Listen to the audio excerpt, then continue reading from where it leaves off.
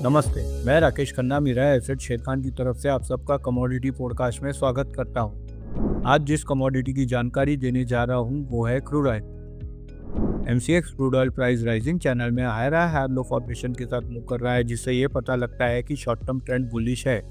Crude oil price अगर नीचे में ₹6,500 लेवल जो कि 61.8% को होल्ड करता है तो अच्छी बाइंग अपॉर्चुनिटी बन सकती है, जिससे ऊपर में ₹6,700 और ₹6,870 लेवल का टारगेट देखा जा सकता है।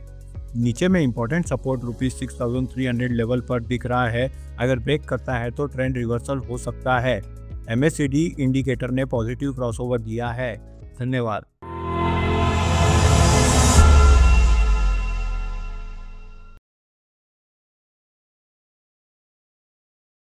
Investment in securities market are subject to market risks. Read all the related documents carefully before investing.